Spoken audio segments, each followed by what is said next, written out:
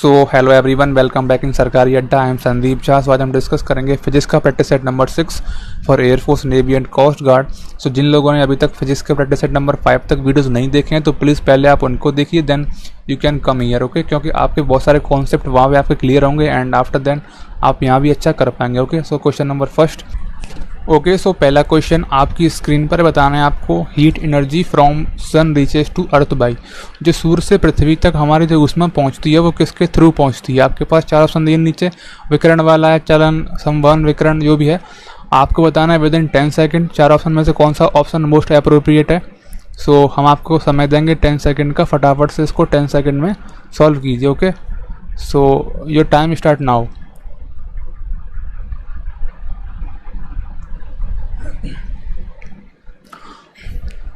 देखिए, सूर्य से पृथ्वी तक जो ऊष्मा पहुंचती है वो पहुंचती है आपकी केवल विकिरण के द्वारा, रेडिएशन ओनली रेडिएशन, ओके।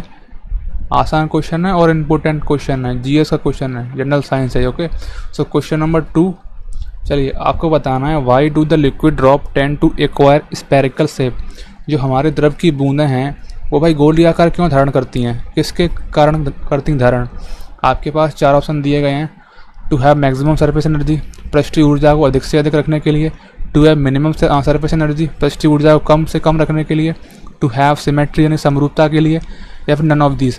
आपके पास 10 सेकंड है, इसका आंसर फटाफट से दीजिए।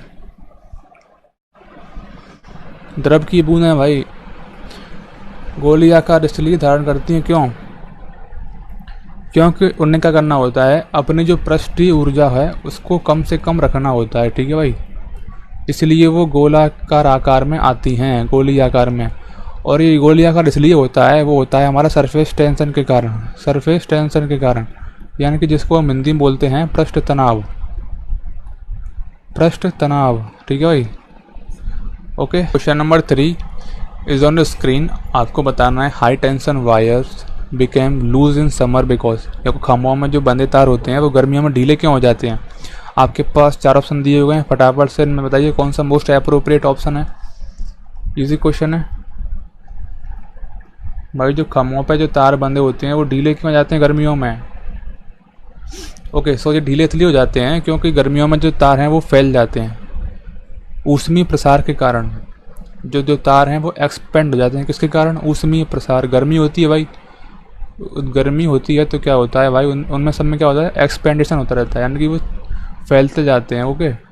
सो क्वेश्चन नंबर 4 कह रहा है आपका, to reduce volume of a gas by 20% at constant temperature its pressure should be increase by. यदि किसी गैस के निश्चित द्रव्यमान का ताप स्थिर रखते हुए उसका जो ताप है वो स्थिर रखते हुए उसका आयतन 20% कम कर दिया जाए तो उसका दाब कितना बढ़ जाएगा, ठीक है। आपके पास चार ऑप्शन दिए गए हैं, फटाफट से विद इन 10 सेकेंड इसको सॉल्व कीजिए।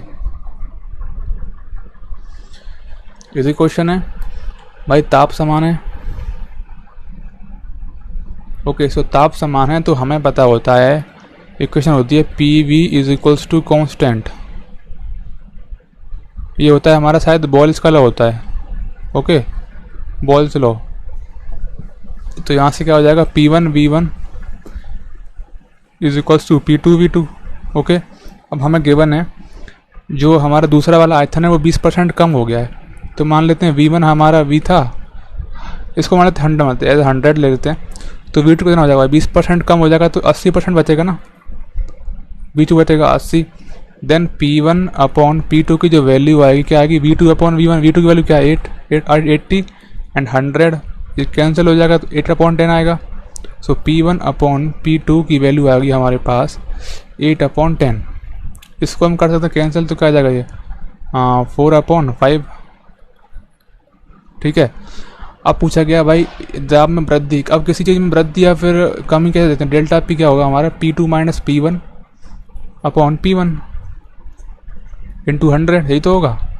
तो क्या हो जाएगा भाई, P2 की वैल्यू 5 ले लेते हैं, 5 ना दोनों रेशियो में, माइनस 4 अपॉन P1 की वैल्यू 4 इंटू 100, तो क्या आ जाएगा 1/4 इंटू 100, यानी कि 25 आ जाएगा, 25% वो क्या हो जाएगा भाई, बढ़ जाएगा। सो ऑप्शन नंबर हमारा C इज़ करेक्ट, ओके। काफ़ी इजी क्वेश्चन है, बस हमें क्या करना था, इसमें ये बॉल्स लॉ है वो लगाना था। P V equals to constant, अगर हमारा टेम्परेचर कॉन्स्टेंट है तो हमारा ये भी दोनों P1 V1 equal to P2 V2 होंगे। ओके, सो क्वेश्चन नंबर 5 हमसे कह रहा है 1 litre of water is taken in 2 identical pots. एक बर्तन में हमने 1 लीटर जल जिसका ताप हमने 4 डिग्री सेंटीग्रेड रखा है, temperature of water is 17 4 degree centigrade in 1 pot and 14 degree centigrade in other pot, और दूसरे बर्तन में 1 लीटर जल का ताप 14 डिग्री सेंटीग्रेड रखा है। तो पूछा गया है, आपके पास फटाफट से 4 ऑप्शन दिए गए हैं और इनको सॉल्व कीजिए। इसमें पूछा गया है water at 4 degree centigrade weight more. भाई 4 डिग्री सेंटीग्रेड वाले जल का द्रव्यमान अधिक होगा। अब आपको देखना है इनमें से कौन सा वाला ऑप्शन राइट है चारों में से। आपके पास 10 सेकंड है, फटाफट से इसको सॉल्व कीजिए।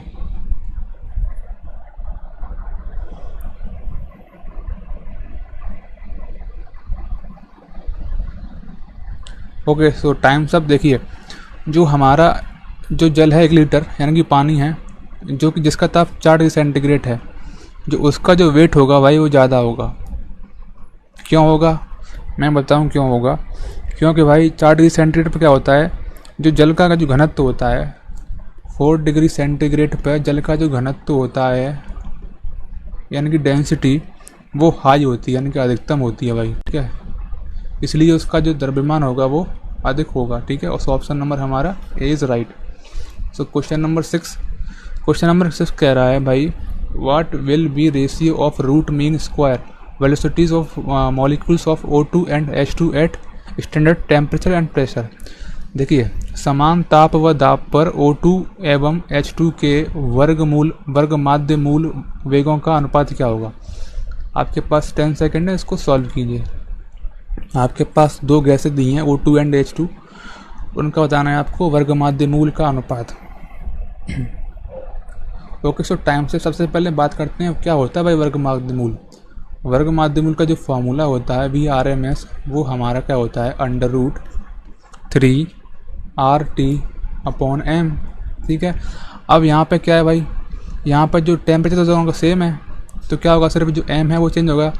अब हमें पता होता है जो O2 है उसका जो होता है द्रव्यमान, आणविक द्रव्यमान होता है 32, और जो H2 है उसका होता है 2, ठीक है। तो यहाँ से हम निकाल लेंगे VRMS 1 V/V2 is equal to क्या हो जाएगा √ भाई क्या हो जाएगा, नीचे m1 हो जाएगा, ऊपर m2 हो जाएगा, ठीक है। अगर VRMS प्रोपोर्शनल है, सॉरी इन्वर्सली प्रोपोर्शनल है √m के, तो ये हो जाएगा। सो V1/V2 की जो वैल्यू आ जाएगी m2 की वैल्यू क्या है, वो 2 है, 2/32। जब इसको सॉल्व करें तो क्या जाएगा 1/16। तो बचेगा क्या हमारे पास, V1/V2 की जो वैल्यू आएगी वो आएगी 1/4। तो 1:4 हमारा जो होगा इसका उत्तर होगा, ठीक है भाई। सो ऑप्शन नंबर हमारा A is right. Okay, so question number 7 आपसे कह रहा है ऊष्मा संरक्षण की तीव्रतम विधि है, fastest mode of transfer of heat is, ठीक है। आपके पास 4 ऑप्शन दिए हैं, फटाफट से बताइए विदिन 10 सेकंड कौन सा ऑप्शन आपका करेक्ट है। काफ़ी इजी क्वेश्चन है, बहुत ज़्यादा इजी क्वेश्चन है, 2 सेकंड का क्वेश्चन है, देखते ही इसका तो लगाना चाहिए आंसर। ओके, सो टाइम्स अप। देखिए, जो ऊष्मा संरक्षण की जो सबसे तीव्रतम विधि यानी कि सबसे फास्ट वाली जो विधि है वो है हमारी विकिरण, रेडिएशन। देखिए, रेडिएशन से अभी हमने पहले बताया था कि रेडिएशन जो होते हैं भाई, जो हमारा जो प्रकाश आता है सूर्य से पृथ्वी तक, वो हमारा आता है रेडिएशन के थ्रू, तो वो बहुत ज़्यादा फास्ट होता है। तो बस उसी से आप याद रखेंगे कि भाई सबसे जो फास्ट यानी कि तीव्रतम विधि होती है वो रेडिएशन होती है ऊष्मा संरक्षण की, ठीक है भाई। So option number C is correct. Okay, so question number 8 आपकी स्क्रीन पर बताना है आपको, at what temperature root mean square velocity of O2 molecule will be twice of velocity of at 27 degree centigrade. भाई किस ताप पर आपसे पूछा जा रहा है, ताप किस ताप पर O2 के अणुओं का वर्ग माध्य मूल वेग 27 डिग्री सेंटीग्रेड वाले ताप का दुगुना होगा। मतलब किस ताप पर भाई, T2 पूछा जा रहा है आपसे, T1 दिया गया है 27 डिग्री सेंटीग्रेड, जो उसका जो V है वो दुगुना हो जाएगा, ठीक है। जो VRMS है वो दुगुना हो जाएगा, बस ये पूछा जा रहा है आपसे, पूछा जा रहा है किस T2 पर जो VRMS है वो दुगुना हो जाएगा इस वाली O2 अणु का। विदिन 10 सेकंड बताइए आप इसको फटाफट से। इससे पहले ही मैंने सॉल्व कराया है भाई VRMS का क्वेश्चन, आपको फॉर्मूला तो याद ही हो गया होगा, ठीक है। अब देखिए टाइम्स अप। सो फॉर्मूला क्या होता है हमारा VRMS का? फॉर्मूला होता है हमारा VRMS is equals to √3RT/m। यहाँ पे m तो दोनों कॉन्स्टेंट है भाई, O2 ही तो है केवल, तो क्या हम लिख सकते हैं सिर्फ VRMS is equals to, sorry directly proportional to √T, क्योंकि 3 भी कॉन्स्टेंट R भी कॉन्स्टेंट, तो बचा गया √T। सो बचता हमारे पास क्या है, देखिए VRMS को लेते हैं V1।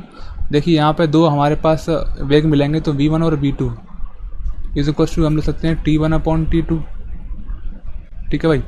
अब देखिए हमारा क्या कह रहा है, किस ताप पर जो VRMS है वो डबल हो जाएगा। तो मान लेते हैं हमारा पहले V था, उसके बाद 2V हो गया, तो पहले वाला V है, उसके बाद 2V हो गया। अब तापमान जो पहले वाला दिया है 27 डिग्री सेंटीग्रेड, बट यहाँ पे हम लिखते हैं इसको फ़ारेनहाइट में। तो हमें पता होता है अगर हम डिग्री सेंटीग्रेड से अगर हम चेंज करेंगे फ़ारेनहाइट में, तो क्या करना पड़ेगा हमको क्या करना पड़ेगा, 273 से ऐड करना पड़ेगा डिग्री सेंटीग्रेड को 273 से, तो बनता क्या है फ़ारेनहाइट। ओके, तो बस यही करना है हम लोग को। सो T1 वैल्यू क्या आएगा 27 + 273/T2। ओके, बस इसको सॉल्व कर लीजिए, क्या आ जाएगा 1/2 का स्क्वायर 1/4 इज इक्वल टू यहाँ क्या होगा 300/T2। सो T2 की जो वैल्यू आएगी वो आएगी हमारे पास 1200। अब जब 1200 को हम लोग चेंज, ये किस में आया केल्विन में, ठीक है भाई, केल्विन में आया ये। अगर इसको चेंज करेंगे आपका केल्विन से उसमें, देखिए यहाँ पे गलती कर दी थी मैंने, जो डिग्री सेंटीग्रेड से हम चेंज करेंगे केल्विन में तो 273 से ऐड करते हैं। ओके, जब इसको हम चेंज करेंगे डिग्री सेंटीग्रेड में तो क्या करेंगे, इसमें से माइनस कर देंगे कितना 273, तो -273, तो हमारे पास क्या आएगा 927 डिग्री सेंटीग्रेड। आंसर नंबर देखते हैं कौन सा राइट है। सो आंसर नंबर हमारा B इज़ राइट। ओके, ये वाला फॉर्मूला भाई VRMS का, ये वाला इम्पोर्टेंट है। ओके, सो क्वेश्चन नंबर 9 हमसे क्या कह रहा है, हाँ, thermos flask prevent loss of heat bye checking. जो थर्मस फ्लास्क होता है इनमें से किन विधियों द्वारा ऊष्मा का क्षय रोकता है। देखिए हम लोगों ने थर्मस तो देखा ही होगा भाई, हम लोग यूज़ भी करते हैं। इसमें क्या होता है, मान लो हमने चाय रखी तो वो गर्म की गर्म रहती है, क्यों रहती है भाई, बस ये पूछा जा रहा है आपसे। विदिन 10 सेकेंड फटाफट से इसको बताइए।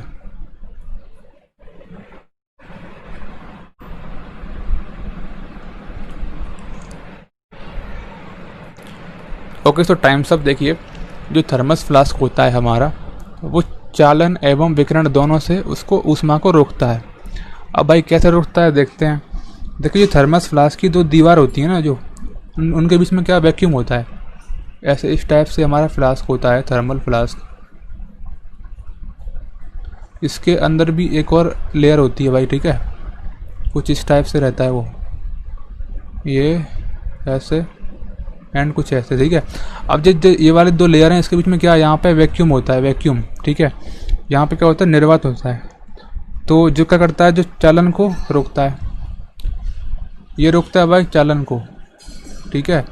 और जो इसके ऊपर जो एक सतह होती है, जो क्या होती है, बहुत ही शाइनी होती है, यानी कि चमकीली होती है भाई, चमकीली होती है। तो इसके कारण क्या होता है, इसके कारण क्या होता है, जो क्या करता है, जो विकिरण होता है उसको रोक लेता है, जो विकिरण होता है भाई उसको रोकता है। क्यों? क्योंकि ये चमकीली होती है, इसकी जो ऊपर वाली जो लेयर होती है, इसके कारण क्या है, वो रिफ्लेक्ट हो जाती है, जो विकिरण होता है रिफ्लेक्ट हो जाता है। ओके, सो क्वेश्चन नंबर 10 आपको पूछा गया है, the reason for absence of atmosphere eight moon is. चंद्रमा पर वायुमंडल ना होने का क्या कारण है आपके पास, फटाफट से बताइए। 4 ऑप्शन दिए गए हैं, विदिन 10 सेकेंड्स पढ़ के फटाफट बताइए। चंद्रमा पर वायुमंडल ना होने का क्या कारण है, चंद्रमा पर वायुमंडल क्यों नहीं है। Okay, so times of. चंद्रमा पर वायुमंडल इसलिए नहीं है क्योंकि जो वहाँ की जो गैसें हैं उनके अणुओं का जो वेग है वो पलायन वेग से अधिक होता है। अब भाई बात आती है पलायन वेग क्या होता है, आपने पढ़ा होगा ग्रेविटेशन वाले चैप्टर में। पलायन वेग वह वेग होता है अगर हम किसी भी वस्तु को या फिर किसी भी अणु को अगर हम उस वेग से अगर फेंकें तो भाई वो वाली जो वस्तु होती है वो उस वाले ग्रह से बाहर चली जाती है। तो बस इसमें यही कॉन्सेप्ट लगा है, जो वहाँ की जो गैसें हैं चंद्रमा की, उनके जो अणुओं का जो वेग है वो प्लैनेट से ज़्यादा है, तो भाई उड़ जाएंगे ऊपर की तरफ, यानी कि उस पर रहेंगे ही नहीं, तो वहाँ पे क्या होगा, एटमॉस्फेयर ही नहीं होगा। बस यही रीज़न है। Okay, so option number A is right. So question number 11 बताना है आपको, steel is preferred for making spring over copper because, जो तांबे के स्थान पर जो स्प्रिंग बनाने के लिए हम लोग स्टील का प्रयोग क्यों करते हैं ज़्यादातर। आपके पास 4 ऑप्शन है, पढ़ के फटाफट से बताइए।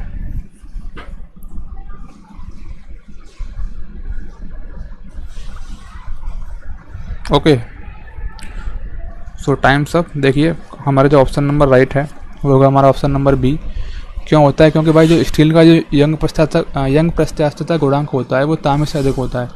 Young modulus of steel is more than that of copper, ठीक है, इसलिए हम लोग यूज़ करते हैं भाई स्टील का तांबे की जगह पे। ओके, सो ऑप्शन नंबर हमारा B is right. So question number 12। Okay, so question number 12 आपकी स्क्रीन पर है, बताना है आपको, a mosquito is flying inside a mosquito net, it has degree of freedom related to its motion. जो मच्छरदानी के अंदर उड़ते हुए मच्छर की स्वतंत्र कोटियाँ होंगी। स्वतंत्र कोटियाँ बतानी है आपको, एक मच्छर है भाई, वो मच्छरदानी के अंदर उड़ रहा है, तो बताना है विदिन 10 सेकेंड उसकी जो स्वतंत्र कोटि होगी वो कौन सी होगी।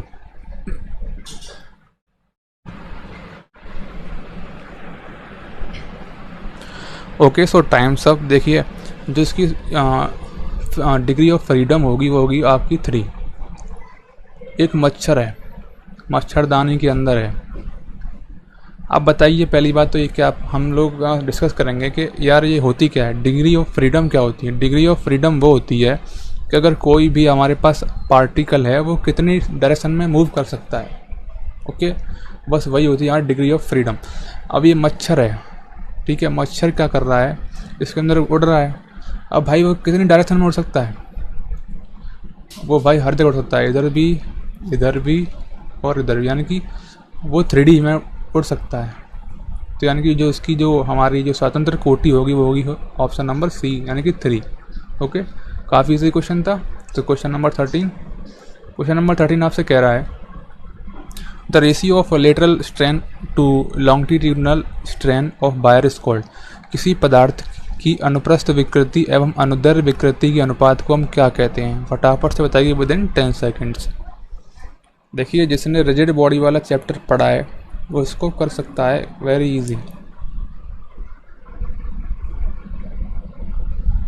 ओके, तो टाइम सब देखिए, जो अनुप्रस्थ विकृति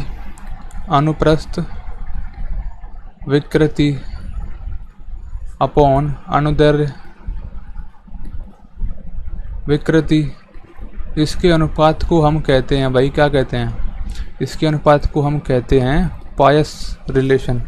इसको बोलते हैं पायस अनुपात, पायसन।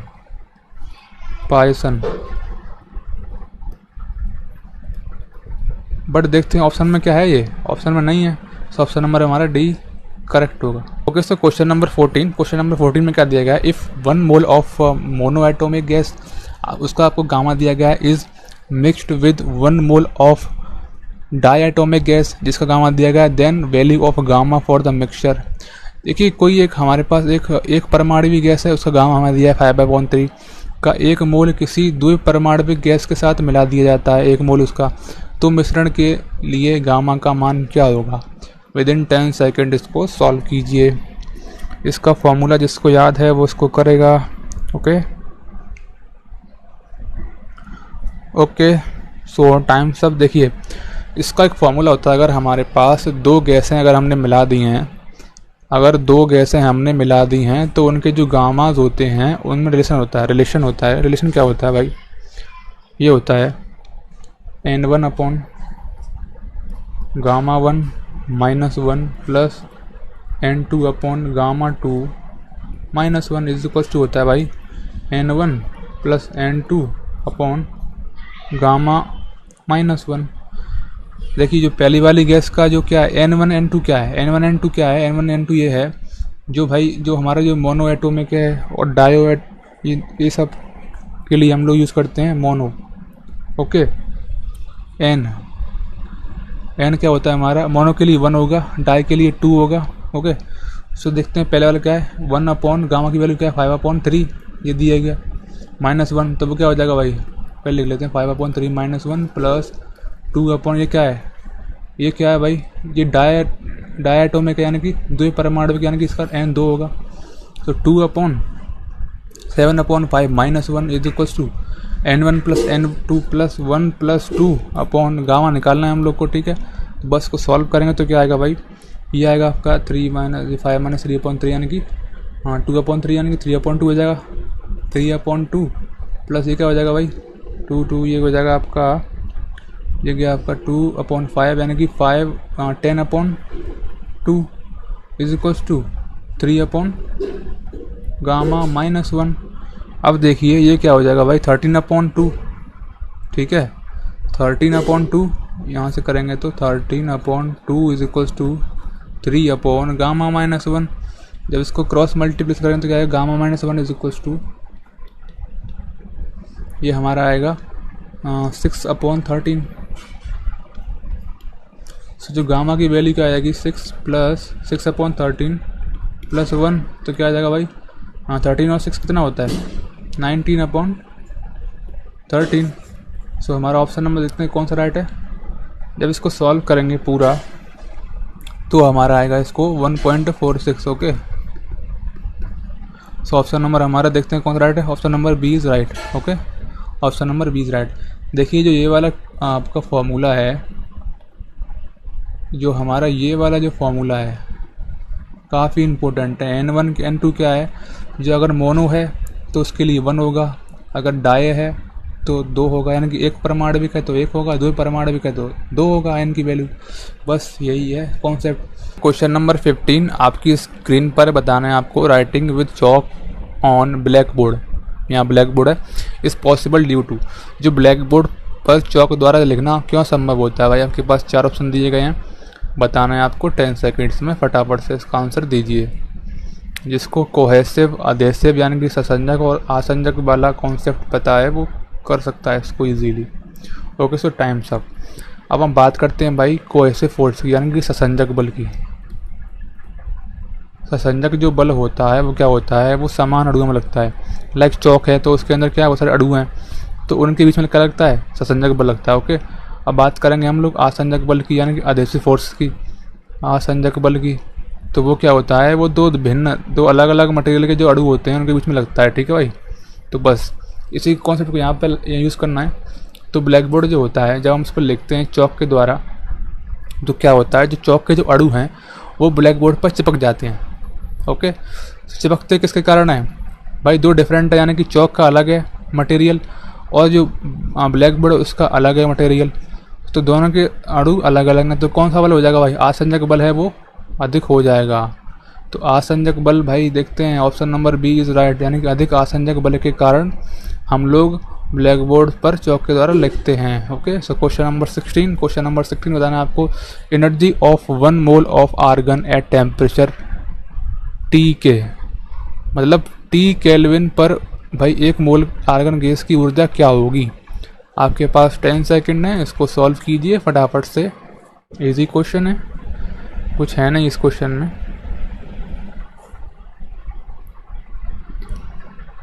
ओके टाइम सब देखिए, फॉर्मूला होता है एनर्जी का, होता है U = 3/2R × T, ओके। यहाँ पे जो R होता है वो होता है हमारा यूनिवर्सल गैस कांस्टेंट, सार्वत्रिक गैस नेतांक, और जो हमारा T होता है वो होता है हमारा परम ताप, ठीक है भाई, ओके। सो ऑप्शन नंबर देखते हैं, option number A is right, okay. So question number 17 आपकी स्क्रीन पर बताना है आपको, farmers plough their field in summer to retain moisture in field they do. किसान गर्मियों के दिनों में खेतों में नमी बचाए रखने के लिए खेत को जोत देते हैं, ऐसा क्यों करते हैं भाई, ऐसा करने से होता क्या है, जब वो खेत को जोतते हैं तो क्या होता है नमी के लिए। 10 सेकंड बताइए फटाफट से इसका answer.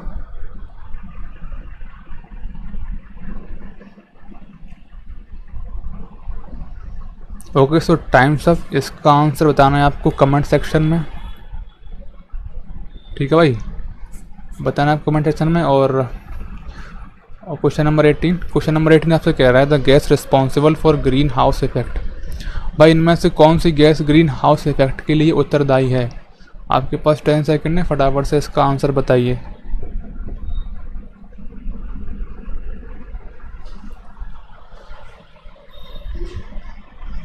Okay, so green house effect जो हमारी रिस्पॉन्सिबल होती है, यानी कि किसके कारण होती है, वो होती है कार्बन डाइऑक्साइड के कारण। ओके, कार्बन डाइऑक्साइड गैस और एक और गैस होती है, इसको हम बोल देते हैं मीथेन, CH4। इनके कारण क्या होता है भाई, जो ग्रीन हाउस इफेक्ट है वो होता है। Okay, so thank you so much for watching this video. और आपको अच्छा लगा हो तो प्लीज़ लाइक कर दीजिए, शेयर कीजिए इसको, वीडियो को बहुत ज़्यादा। एंड अगर आप चैनल पर नए हैं तो प्लीज़ सब्सक्राइब कीजिए इसको, क्योंकि हम लोग रोज़ाना आपके लिए नए नए प्रैक्टिस सेट लाते रहते हैं। So thank you so much and God bless you all.